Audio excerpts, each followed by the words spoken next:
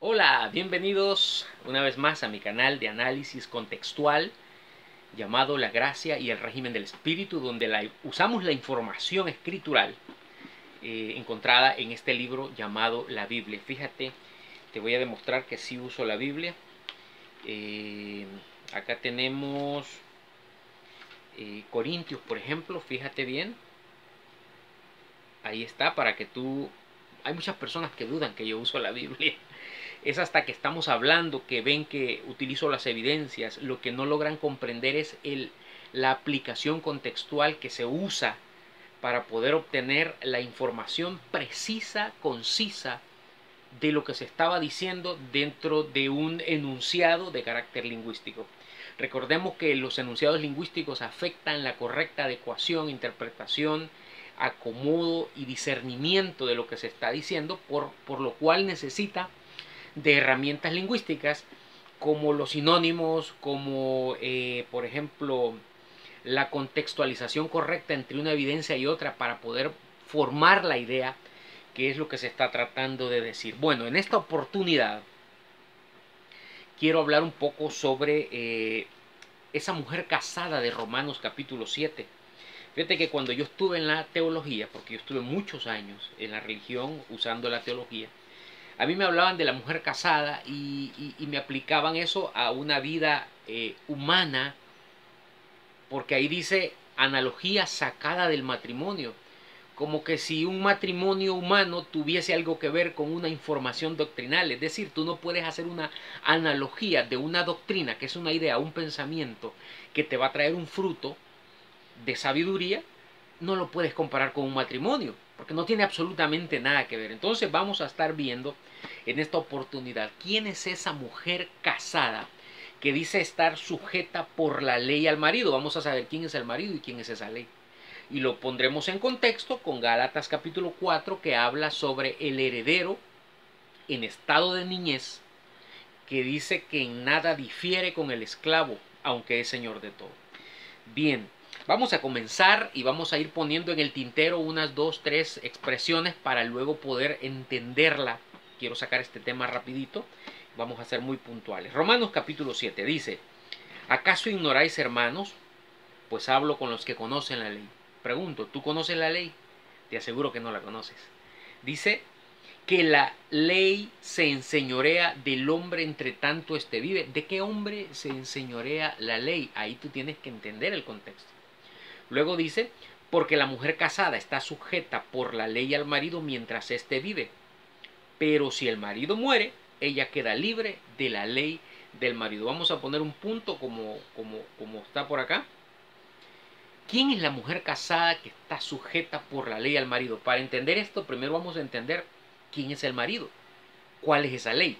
Bueno, fíjate cómo Filipenses capítulo 2, Gálatas, Efesios, Filipenses. En Filipenses capítulo 2, en el versículo 5 en adelante, nos va a relatar esa experiencia que tuvo Dios o Cristo, que dice que Cristo era igual a Dios. Fíjate lo que dice. Filipenses 2:5 dice: haya pues en vosotros este sentir que hubo también en Cristo Jesús, el cual siendo en forma de Dios, y luego te dice que eso de forma de Dios es ser igual. Dice, no estimó ser igual a Dios. Estamos hablando entonces de Dios. Dice que hubo un sentir en Dios. ¿Cuál fue el sentir? No estimó el ser igual a Dios como cosa que aferrarse, sino que se despojó a sí mismo, tomando forma de siervo. ¿Cuál es ese siervo? Ese siervo, dentro del contexto de la doctrina, te muestra que es Moisés. Por ejemplo, en Hebreos capítulo 3, verso 5 dice que Moisés ha sido fiel en toda la casa de Dios como siervo.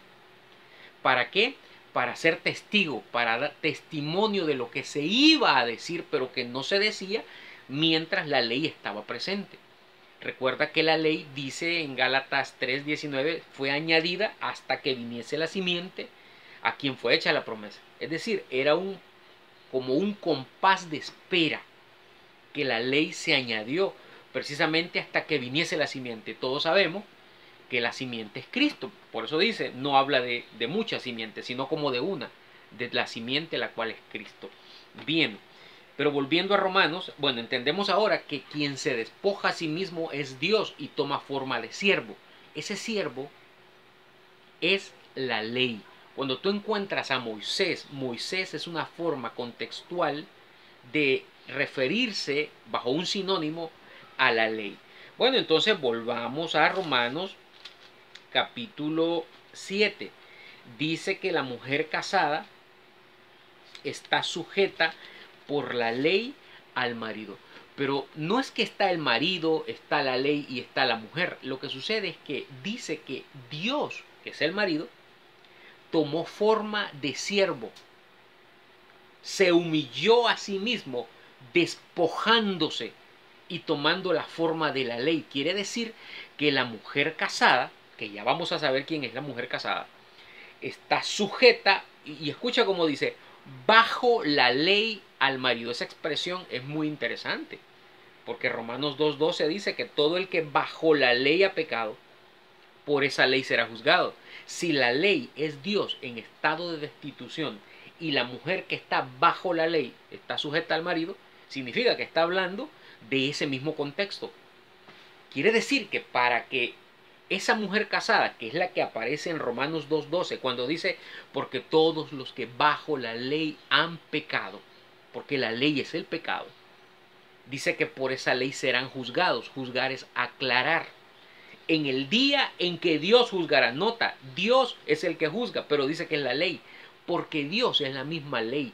Cuando Él se despoja, como dice Filipenses capítulo 2, verso 7, y toma forma de siervo, es que ese es el mismo Dios, tomando la forma de la ley del pecado. Por eso dice que el que bajo la ley ha pecado. Cuando Dios toma la forma de pecado, entonces dice que la mujer casada está sujeta por esa ley al marido. Por es una preposición, que es una corrupción derivada de dos palabras, que son pro y per, que significa a favor de. Fíjate, la lingüística te enseña a utilizar las preposiciones. Dice que la mujer casada está sujeta por la ley, es decir, a favor de la ley. Y esa ley es Dios en estado de destitución. Esa ley es Dios cuando ha sido despojado del conocimiento, ha tomado la forma de siervo, es decir, la forma de la ley. Y dice que lo hizo porque no se aferró al hecho de ser igual a Dios. Es decir, a Él no le importó ser Dios. Él se sujetó a esa ley.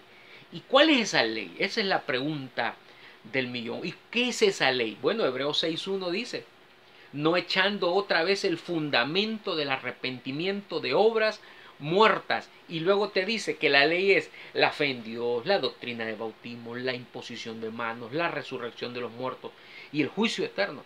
Si tú no echas eso, entonces dice que lo que vas a hacer es tener al Señor en vituperio, porque ahí se dio la crucifixión, dice Hebreos 6:6.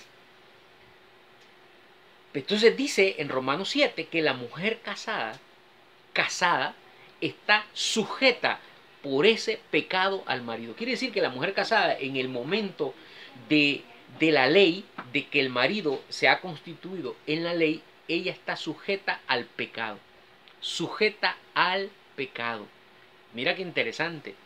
Porque cuando tú ves Gálatas capítulo 4, vamos a saltar entonces a Gálatas capítulo 4, que viene hablando de ese heredero. Fíjate lo que dice. Pero también digo, entre tanto que el heredero es niño, en nada difiere del esclavo. Vamos otra vez a utilizar el contexto para entender un poco mejor, o para entender, mejor dicho, qué significa ser niño. Allá en Hebreos capítulo 5, verso 12, Pablo llama la atención a sus discípulos y les dice, debiendo ser ya maestros después de tanto tiempo, tenéis necesidad de que se os vuelva a enseñar cuáles son los primeros rudimentos de las palabras de Dios, haciendo referencia a lo que después dice en Hebreos 6:1. Pero dice, y habéis llegado a ser tales que tenéis necesidad de leche y no de alimento sólido. Y el que participa de la leche es inexperto en la palabra de justicia, porque es niño. Quiere decir que ser niño significa ser inexperto en la palabra de justicia. Ojo, de justicia. No en la palabra que cualquiera puede leer con primero, segundo, tercer grado. Cualquiera puede leer, pero la palabra de justicia es exclusiva del Señor Jesucristo. La palabra de justicia es exclusiva del régimen del Espíritu.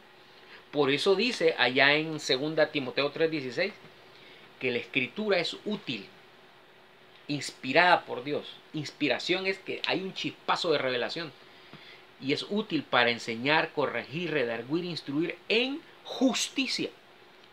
Pero si la justicia no está presente, esa escritura que te puede ser útil, dice que se constituye, Gálatas 3:22, en pecado. Dice que la escritura lo encerró todo bajo pecado. Volviendo al contexto de cómo iniciamos la conversación.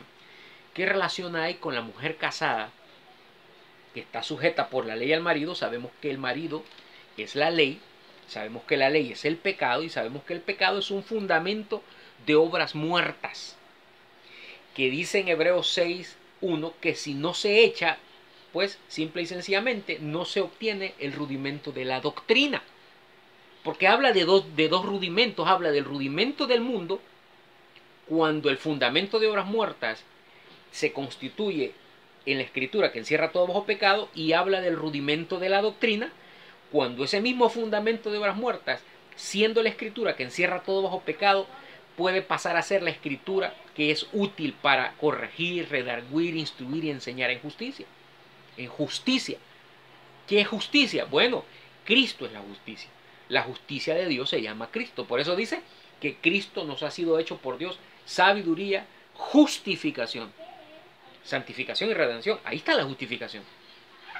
Quiere decir que tú necesitas el régimen correcto que se llama Cristo para poder entender estas evidencias de carácter contextual.